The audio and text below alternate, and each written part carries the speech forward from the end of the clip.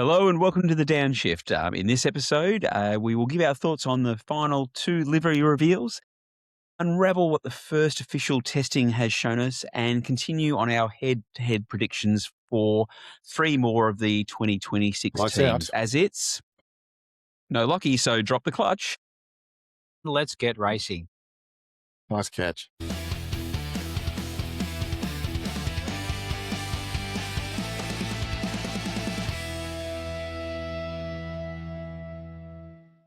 Hello and welcome to the Downshift. As we've just realised, Lockie's not here tonight, so it's just the 3 of us as we are looking at the last the livery reveals for both McLaren and Aston Martin. Happy to say that we've got the first 3 days of official testing in Bahrain. So this is where we've gone from the super secret, behind closed doors, leaked footage times audio to a 1-hour summary each day of how the testing has gone, watching the last hour of testing. And then also, as we're saying, is each week we're going to review 3 of the teams and give our head-to-head predictions on who's going to beat their teammate for the 2026 seasons. Looking forward to that, team. Yes. And Paul Laughlin's missing out. He's at a school awards night for his kids, so I think he'll be thoroughly enjoying that rather than having a whiskey or a bourbon on the podcast. G'day, Lachlan. Hope you're having fun. Miss you already. You should have got him to phone in his tips from the bathroom or something. Yeah. Especially that first intro when he wasn't there to say his line. Yep. But again, seamless. We pick up where we left off, and we've got each other's backs. So with that, we do, as I said, we do have the last of the livery reveals, and so this was 2 of the teams where there's not a lot of surprise, given the fact that McLaren will be Papaya or orange, Aston Martin will be green. But we did see the McLaren reveal from Bahrain. So as we saw that the city was apparently transformed to Papaya, I really had to laugh. I didn't think that really was the case. As the major shareholder, the Crown Prince and the Monte-clad Bahrain Mumakalat Holding Company. I was looking forward to you trying to pronounce that one. Have another go. We thought your track pronunciations were bad. The Monte-clad Bahrain Mumtalakat Holding Company. Let's just say that's close enough. Just as bad. And they'll understand. MBMA? And the CYVN Holdings LLC. Simpler. There you go. Why couldn't they have done that? Spot on it's there. much easier. We'll wait for the complaint letters from their lawyers, but no, it's so again the major investors in McLaren, but we did see McLaren MasterCard revealed as MasterCard being the title sponsor, and the event was live in Bahrain from the garage. Now I don't know about if you guys felt this, but it was very sterile for me, with the subtle sound of a fan in the background through the entire presentation. You're not suggesting it's been boring like all the other reveals, are you? Worse. Seriously, I mean, I Worse. was really underwhelmed by this. Do you think perhaps McLaren couldn't care less about the reveal? I think, yeah, there's a little bit of animosity in regards to this. And, we've seen before McLaren have done really well from the MTC actually having fans and creating that crowd. You see where they've won and they've had the drivers walk through presenting the trophy and to cheers and excitement. This really was just as boring as they come. And I was surprised that they actually made them do walk-ons. Well, testing's already started. Everyone's already the seen the car. It's a bit of a non-event, little PR exercise. So, yeah, I was not interested in watching it. I would have been better off watching My Little Pony with my kids or something, I think. But, yeah, it just seemed, like you said, basic and sterile and a bit ho-hum. But there we go. Lovely orange and black car, as we all expected. It's got some new logos on it, and let's get racing. Well, it started off black when it was The private initial breakdown test. For shakedown. the shakedown. It was rather black, but now they've revealed some, like you said, surprise, some more orange. Mm. Papaya. Sorry, Yeah, we papaya. don't call it orange. Yes. I tell you, Zach's going to give you a call after this. Oh, yeah, letter. I've got to say, I did like the black stripe across the car. I thought that was a little bit more definitive than the car, the MCL 39 from last year. And It is? I did Yeah. So if you look at the comparison that we've got up here, it's more of an angular stripe along there, and I did like the wheel hubs. It was a little bit more dynamic in I mean, it looked regards all to right on those track. colours. I've got to say, I think that's what I'm liking about all the cars this year. The wheel That's hubs are good. looking nice. The best ones, Visa Cash App. I've got to say though, the white sorry. dish wheels, they look pretty cool. Yeah, really stands out. I think I saw a picture the other day of the inside of the wheel too, which no one ever sees that, but that looked all really nice as far as the inside of wheels look. Oh, well, there you go, fans. Make sure you keep a close eye on that for the tyre Inside the wheel. changes for the Yep. the 1 Anyway, second. yeah, we can probably move along from that one. I think that wasn't too exciting, was it? Well, the only thing that I thought that I would be really disappointed, and as a marketer, is if I was MasterCard. As the major title sponsor, you look at that in regards to you can hardly see the logo. It's on the front wings, split into over that splitter. It's on the front of the halo, which is barely noticeable, and it's just sort of slapped onto the side. So as for a major title sponsor, They don't look like the major pretty sponsor lackluster. because last year we've had Google Chrome and now Google Gemini who gets the prominent position behind the roll hoop there, behind the driver's head, which is what I would have expected to be the money sort of position, and the wheels, which has got the Chrome colors, Google Chrome. So it looks like it should be Google as the primary sponsor. Now, I guess they've done some deal with MasterCard with the naming rights. Might mean a lot more to them than the logos on the car, particularly. But yeah, I thought that was interesting as well. Yeah. And the only other thing that I was disappointed in was the launch of the McLaren Racing Club. Now, I don't know if you boys have got onto the McLaren website to see all about it, but I jumped on there to see what it was, and there is zero information apart from the fact that there is a enhanced fan experience, but that's literally about all they can tell you Enhanced about the fan McLaren experience. Racing Club. Well, I didn't because I'm not a diehard Is there a joining fee? fanboy, but Nath might have. Okay. No, it's free. It's free. So, but yeah, so we'll have to wait and If they see want what to that enhance my enhanced experience somehow fan experience for no is. money at all, sure, I'll sign up. Let's see what happens. Fill your boots. So from Papaya, we then head to British Racing Green as Aston Martin did their launch from the ITHRA by Aramco, the Centre for World Culture in Saudi Arabia. Look, my paycheck is not big enough to actually understand the approach to this, because this very much was a indulgence for big money.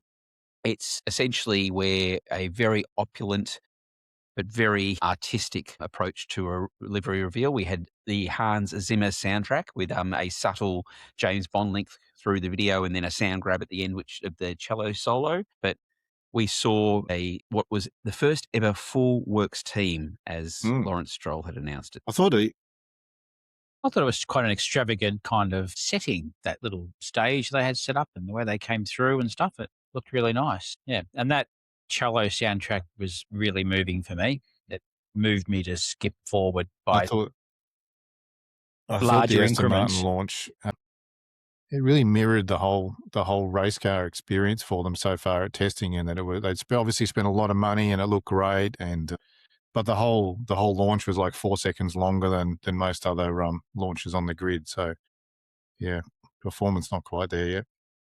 And while you guys watched the reveal after the fact, I had jumped on and there was so many production issues. So there was unsynchronized sound. Lawrence had to redo some of his presentation. I was surprised that they actually put the seats in front of the car so you couldn't see the car properly. But it's, as we put the car up there, thoughts on the latest AMR ignoring 26? all the fluff from the launch. The car livery, and so it does look nice. It's a nice green. It looks good on track. It looks fairly aggressive, and obviously with Newey behind the scenes, they've got a package that they think is going to be successful at some point down the road, maybe not immediately by the looks of it, but yeah, no, it looks nice. Yeah, I've always liked the Aston Martin as a car too, the colours. The way they just need to back it up with some lap times now. I think... Exactly. So, and look, there's been a lot of commentary going, oh, God, it's green. But, as far as I'm concerned, is Aston Martin should always and always will be green. McLaren always be papaya, and Ferrari should always blue and be white. red. And Cadillac should be yellow, not black and silver. So anyway, that's just my opinion. No, Happy, you've convinced me. I mean, I still think it's a sleek looking car, and but you're right. I think a pop of yellow would be absolutely fantastic. A bit of yellow, a little bit of red from the Cadillac logo. We saw that in regards to the C3 tyres, which had the yellow spinning around as they were on the Bahrain tracks. So that allows us to be able to skip over to Bahrain, where we actually had the first of two of the 2026 Formula One pre-season tests that are in Bahrain. This was a mix of encouraging data and cautionary tales for the teams, where the prioritisation was around mileage and setup experimentation and making sure that the power unit was reliable over just sheer outright pace. Yeah, there was a lot of chat from drivers about not going for outright performance, and they just trying to find different setup options and balance of the car and see what their car's operating window is like and get used to tyres and that sort of thing. But I think from some of the long run data, we're starting to see a bit of a clearer picture of who's got a half decent package so far anyway. But yeah, no real outright performance lap times yet. Sounds like there's a lot of work by drivers being done to maximise their recharge too on the batteries. Yeah, very much so. New techniques they're learning and working out how that all comes together. Yeah, I think Max was very interesting in regards to seeing how he was driving the car. We're seeing some very different driving styles. There's double downshifting, so how that's going to impact what's going on. Max was also, there's a lot of revving through the corners, etc. So, and I think there were some comments by, it might have been Alonso, but someone was saying that it didn't feel like they were able to push because through some corners they had to back off so they wouldn't run out of, well, they could generate battery recharge for the next straight and things like that. So that was sort of one of the fears that a few Formula One analysts had before the start of this season, was that because of the battery deployment, cars might run out of that deployment down straight. They might hit their peak speed halfway down the straight, and then the speed will slowly actually tail off as they run out of power. And we did see a bit of that in the first 3 days at Bahrain as well. And it's recognising, the other comment was that lifting and coasting isn't just going to do the trick. So there was that talk at the early stage where there will be a lot of lifting and coasting to be able to do the recharge. It's been very clearly stated that that's not going to be enough. There's going to have to be some more aggressive braking and generating power through the corners at the same time. So what's Ferrari going to do then? They'll make a few mistakes and communicate badly in the race and maybe snag a victory, but it'll be lucky. So same as last year. Their long run pace actually look pretty good. So I think they're on a reasonable package at the moment so far. Yeah, over the few days of testing, it looks like there's been different people at the front end of the field. And I know it's only testing and et cetera, but yeah. Hopefully that means that there's close racing and a good spread amongst the teams.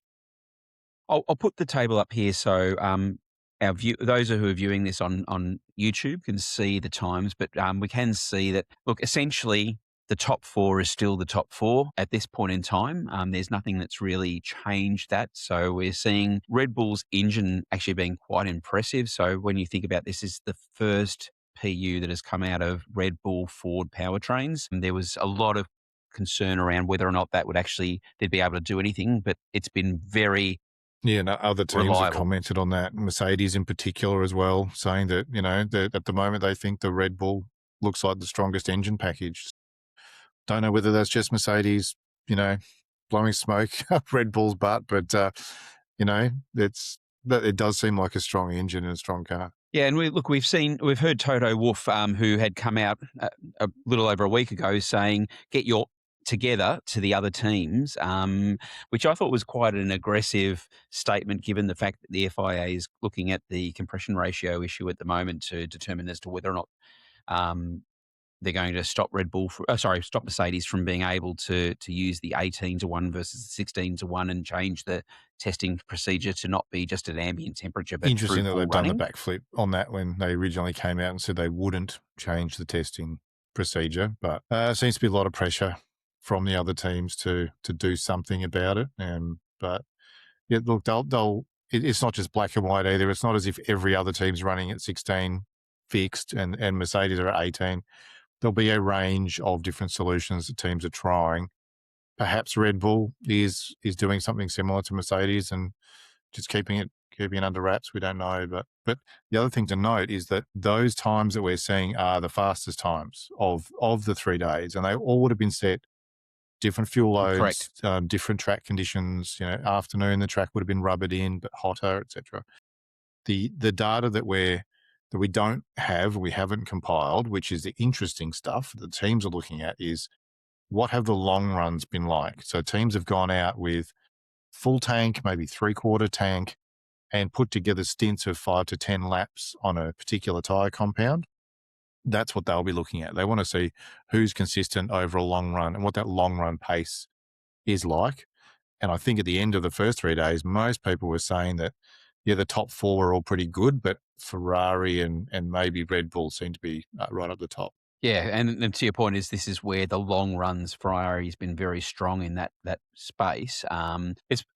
It's been observed that they don't need to rev their engines as much for takeoff as well. So they're thinking that's a stronger put down of energy to the road. So that's an advantage for them. Just looping back in regards to the engine issue as well, and this is where about the backflip for the FIA, this comes down to the number of teams that actually go and put a objection into the FIA, and it needs to be a majority. So given the fact that the rumour is that Red Bull were rumoured to understand the 18-to-1 compression ratio hack, but haven't been able to achieve it. And so therefore they've done a flip, and they've actually alerted the other teams to the fact that Mercedes has this ability.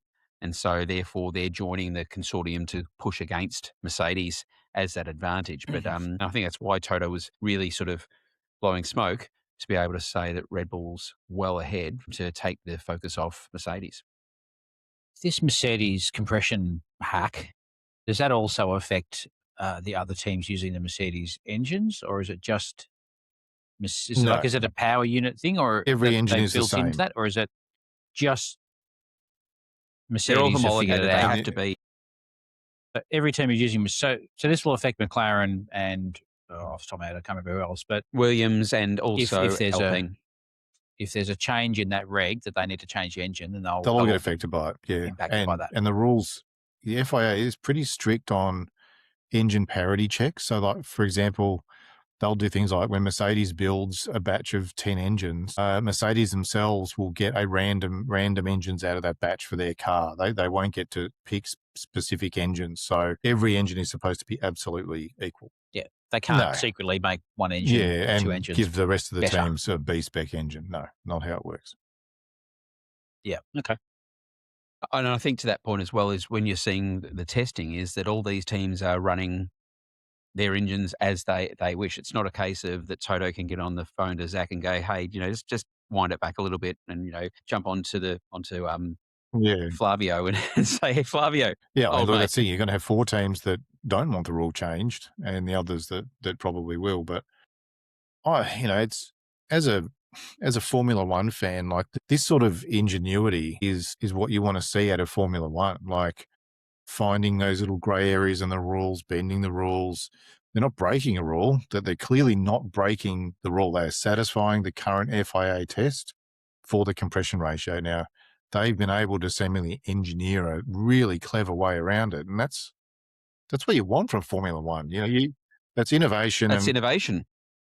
I don't think you don't think this is innovation. Innovation is when they sit there and go, the compression ratio is 16-to-1, that's the max. Like that's the max. At whether it's hot or cold, it doesn't matter, right? The fact that they've managed to make it above that temperature means that we know that if you measure it, we know when you measure it, and when you measure it, it's going to be cold and it's going to show display as 16. But we know you can't measure it when it's hot, so we know that it's going to get hotter, higher compression. That's not innovation. Well, no, the innovation is in how they actually how do you actually improve the engine performance and not invalidate that test. Like that's a difficult thing to do, and these teams have been able to do it. Like I think it's incredible. No, I know, but if the FIA just said, you know what, we're happy with everyone to run 18-1 compression ratio, then good, everyone can do that. Doesn't matter hot or cold. But then you'd be going further than that, wouldn't you? They'd probably push it up to 20 or something. Well, but I still think bending the rules. Thing is, but as you were saying, Schwags, and I think you said this a few weeks ago, is put very strict parameters around safety because that's really important. But for everything else, go hell for leather. And Happy, you're mentioning about how they actually make these parts. Is we're talking about 3D printing. We're talking about seeing the evolution of how components will evolve or morph during different conditions. And I think that's innovation, because what you're saying is that we're working out how to make the engine transform as it performs to perform better. If you could put that into sports cars and what have you, you're gonna see an improvement in regards to. I mean, I think at the end of the day, elements. I agree that the process by which they're doing it, the 3D printing and that is very progressive and very advanced. But the fact that they're going over that 16-1, there's a fine line between I don't think that's cheating, the progress part, or innovative part. Innovation. What I'm concerned about is the FIA doesn't stop every way a team has of finding some sort of edge through engineering and ingenuity and smarts, whilst still being within the rules. Otherwise, they might as well be running in Formula E when every single car is the same, all the components are the same. Like, this is not a series for that. Like, people can build their own chassis, they can program their own computers, they can do all this stuff by themselves to try and find that edge. So there is a fine line between taking all those edges away and allowing ingenuity and development to continue. So, yeah, we'll see what happens. I'm fascinated. I guess you're fascinated to see what's going to happen with this. And yeah, I don't know. This won't be the last set of innovations that come under question from other teams anyways. We're strap in for Welcome a year to Formula One. Yeah, well, and a brand new year of regs. Any racing series, people are always trying to find a way to get ahead. And look, and that's where Adrian Newey's always said, in the end, this is how the teams interpret the rules and being able to find that edge or that loophole. And you're going to have the teams who haven't. And we go back to the Brawn days where they had the double diffuser, that all the teams were helping Brawn get up and running. And all of a sudden, when Brawn became super competitive, they've gone, oh, hang on, whoa. We can't have this because, they're now beating us. And you saw Ferrari, who really got, spearheaded this by saying this double diffuser is illegal. By mid-season, everyone had a double diffuser. So, it's how quickly teams are able to innovate, but also how quickly teams are able to adapt to who's doing what. So, we're seeing, I think what's going to be interesting is how the side pods end up looking by the end of this year. Someone's going to find the right solution, and all of a sudden everyone's going to be clamoring to copy them.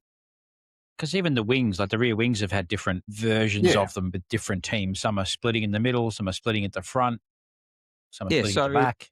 The Alpine is the only one where the actual rear wing drops completely. So all the other teams are two-piece wings. And so as they're going to the straight mode, those are opening up, whereas Alpine's is dropping completely and going completely flat. So they're the only team to have done that. So it'll be interesting to see as to whether or not that is the right solution, if they mimic everyone else or everyone starts to try and do what Alpine's doing. It might just be the right solution for their car with their aero package, and that's what they're all trying to find. As we wrap up in regards to looking at the times, though, the team that really impressed me, and I'm calling the quiet achievers, is Haas. Haas logged nearly 400 laps, the fourth longest overall, without any drama. But we've got Ollie Behrman and Esteban Ocon, who finished P8, P9 with a reliable performance through the 3 days. They look to be the ones who are going to knock off Williams for the midfield P5 position. On current trend from the first 3 days, I think I'd agree. They've racked up a heap of laps. Like, their reliability's been outstanding, and times were pretty decent as well. Look, we know Williams got off to a rocky start by missing the shakedown, and they're behind the 8 ball from that point of view. So Williams are probably the unknown in that little midfield bunch at the moment. We'll have to see over, I think, the last 3 days of the preseason testing to see how that's going to shake out. And I'm a little surprised to see Racing Bulls have kind of dropped off a bit too, relative to, the Red Bull having a pretty good package. Well, I think they look reasonably strong. They've been pretty reliable as well. And they're running the same engine as the Red Bull, like the Red Bull Ford powertrain. But I think the number of laps they've put down has been really strong.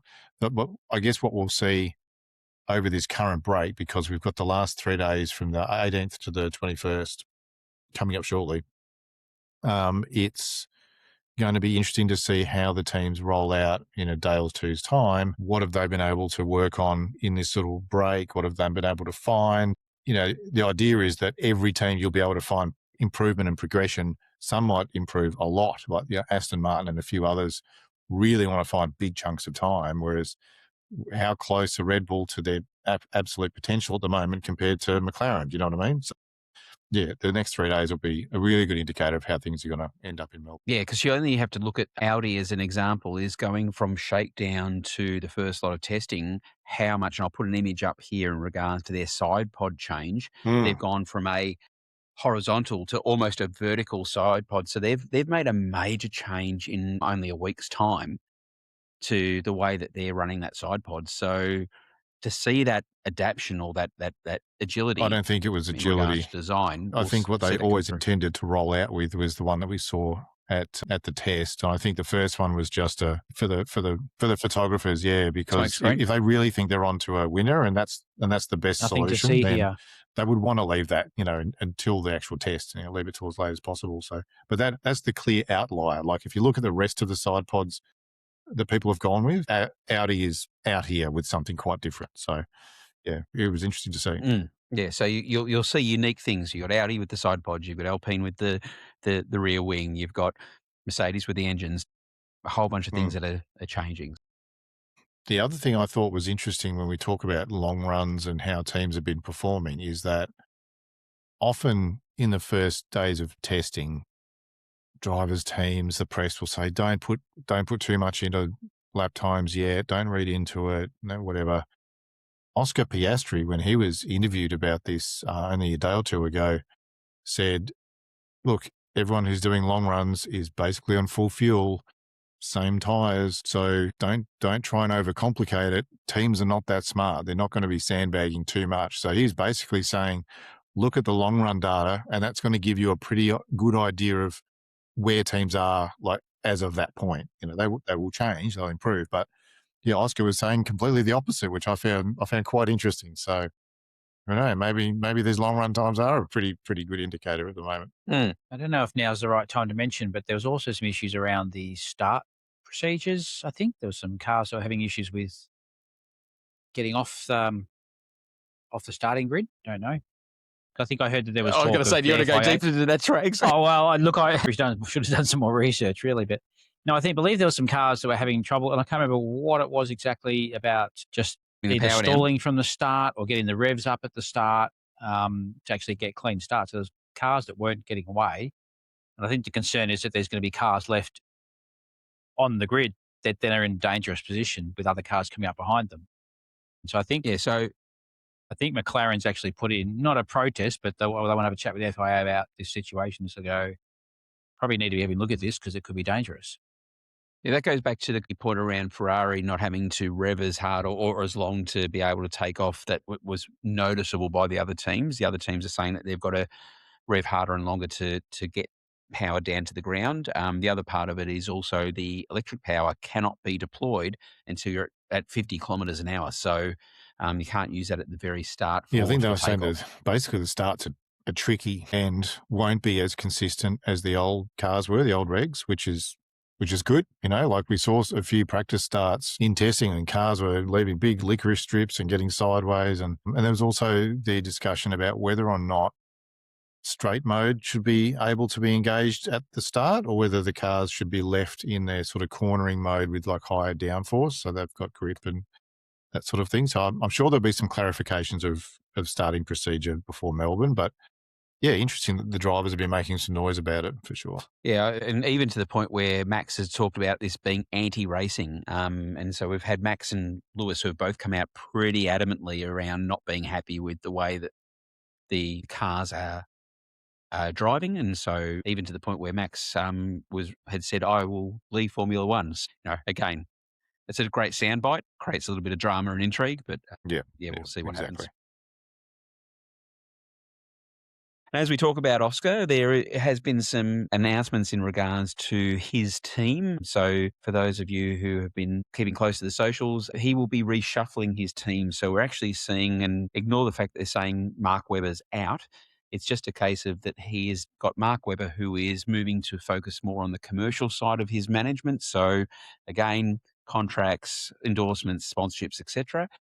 He's bringing back Pedro Matos, who is going to step into the garage now. Pedro is his race engineer from junior categories, and this is in response to the drama from last year, having someone who can be in the garage and be able to understand why the performance has slipped. We saw that for the lower downforce tracks, Oscar was struggling to the tail end of the year. Now, we talked about the micro hairline fracture, apparently had a contributor to that, but bring Pedro in, who had obviously seen success for Oscar through those junior Yeah, so he categories. was Oscar's engineer in F3 and F2, and obviously worked well together and had good advice for Oscar. And I think Oscar's also working with a sports psychologist as well this year. So I think he identified that he could have, as we said, done a few things better, and especially in the last half of last year. And that we'll see what happens this year. But interesting that he's making a few changes. So the engineer is at the choice of the driver.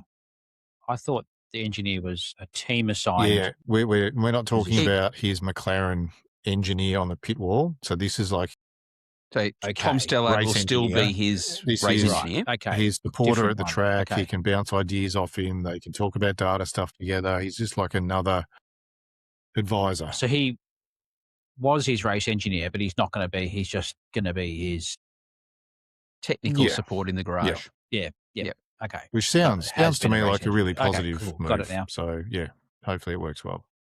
And we do see this with the drivers who form their team around them, as well as the team that's given to them by the race team. So Lando did this last year in regards to a psychologist as well, to be able to help him in regards to how he was doing that. The team, it's forming your own support network around you for success. All right. So as we move forward, we'll go to our head-to-heads. So as we're introducing some of the newer drivers, but also some of the drivers that have been on the grid for a while to our viewers and listeners. So today we're going to kick off with a team that we were talking about struggling coming into testing is Aston Martin. So we've got Fernando Alonso, number 14, who's from Spain.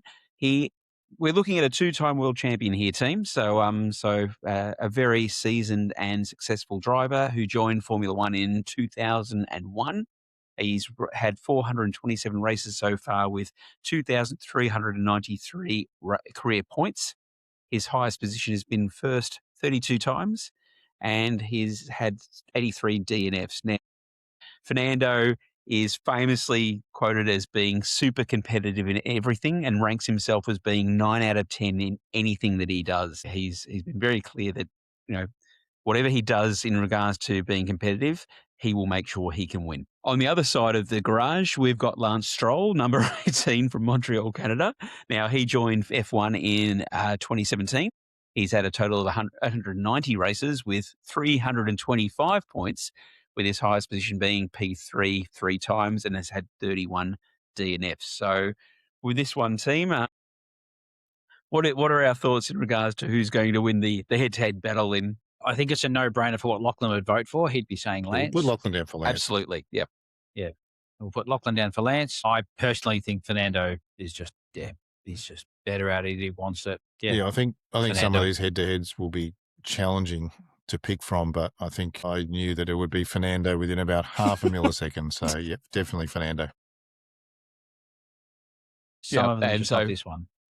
Yeah, Fernando for me as well. So sorry, Lockie. We'll take the points. Would we all have mud in our face if he actually goes the other way? Oh, we'd never hear the end of it. All right, so moving along the grid. So we've got Alpine. So for Alpine, we've got Pierre Gasly, number 10 from Rouen, France. He joined Formula One again in 2017 and has had a total of 177 races with 458 career points. He's achieved P1 once with 26 DNFs and has raced for Toro Rosso, AlphaTauri, and then ended up with Alpine. On the other side of the garage, we've got Franco Colapinto, number 43 from Buenos Aires, Argentina. Now, he officially joined F1 in 2025, but raced 3 races for Williams in 2024 when he replaced Logan Sargent, and had a very costly repair bill for those 3 races for Williams. He's raced a total of 27 F1 races with 5 career points, with his highest position being P8, which he achieved once, and having 3 DNFs to his license. So, again, thoughts here, team? This is a bit tough for this one. I don't know if Franco is going to have a better season than he did last year. I think they'd expect him to, but I You'd hope think so. Pierre's desire and that is still too strong at the moment. So I think Pierre will come out on top myself. Don't forget, Flavio had said that Franco had the best winter of all I think the Pierre will drivers. come out on top. Yeah. Oh, look, Franco's up and coming. He's doing better, but it's going to be Pierre. Pierre's got the experience. He's been there for a while. Yeah, I'm the same. I'm with you in regards to that. So it is definitely Pierre for a man who mid-contract re-signed to see that extended to 2028. So we I give again Lockie with you with Franco Pierre. then. But not that I'm saying Franco's not a good driver. He's a great driver, and he has obviously got natural speed, but he just did not have the consistency and made a few too many mistakes last year. So he still have to improve quite a bit. I think big step up to beat Pierre, but hopefully it's close. I think it's still another learning year for Franco. Yeah, I think it's going to be hard for him with a new car and a new package to deal with. So I think a lot of the rookies are going to find it a bit harder this year to jump in a car that's different from, even if they've had F2 or last year experience. Different animal this year. Speaking of difficult to choose between, I think our next pair of drivers might fit the bill. Is this time for one of your broken nose analogies, or? He's got to roll it out every favourite. So, Happy, do you want to say this? I can roll into this one if you like. So, our third driver pairing for the episode is from Williams. So, a strong pairing, I think, of Alex Albon and Carlos Sainz. Alex, born in London, races under the Thailand flag, as we know. Joined F1 a fair while ago now, 2019. It doesn't feel that long. 128 races, 313 career points, and a highest position of third, up against Carlos Sainz, who is a formidable teammate from Madrid in Spain. He joined in 2015, so 230 races, so quite a few more, and 1,336 and a half Formula One points. Highest position, 4 first positions. So interesting, guys. I think Carlos had a year to sort of get to grips with the Williams and was looking pretty solid at the end of the season. They were mixing some really good results. So a tough one. Yeah. What do you think, Dan? Have you got a preference between these two? Look, I think Alex is certainly getting better, and he sort of got better towards the end of the season. But I still think it's Carlos. I think Carlos is going to just have the longer term experience, and I feel like Alex gets a bit frustrated when things aren't going his way, and I don't know that that's quite helping him as a driver when it goes like that. And I think with Williams, he is going to get times when it's not going to go his way, like not having a car at the shakedown. So Carlos will handle it better, I think. What about you, Carlos KT? Look, Hubby, what is it? It's harder to pick. And looking at this, we've seen Alex, who has continually beaten his teammate in the head-to-heads. Last year was extremely close, with Alex being at 73 points and Carlos being at 64. I'm struggling with this one in regards to who's actually going to come out on top. I'd love to say that it's Alex, but I think similar to you, Dan. Sorry to interrupt. Can I just ask a question here? Think of it in terms of, who would you give to Lachlan? That's a very tough decision. Ooh. And then just do the opposite, right? Oh, no, you can't even do that. All right. No, because it's the thing is, okay. It is that close. And so you're going for Carlos? I'm going to have to go Alex. No, I'm going for Alex. Can we call a draw? Can we say they're going to score the same points? What, and a half? I think this will be. No, we can't. This is a really tough one. 50-50, but I'm going to go with Carlos for this one, just because of his experience and like Dan said, he's pretty unflappable and never gives up or quits. And I think Alex at times gets a little bit emotional. So Carlos by half a world championship point. All right. So does that mean Lockie gets Alex to even things up, or?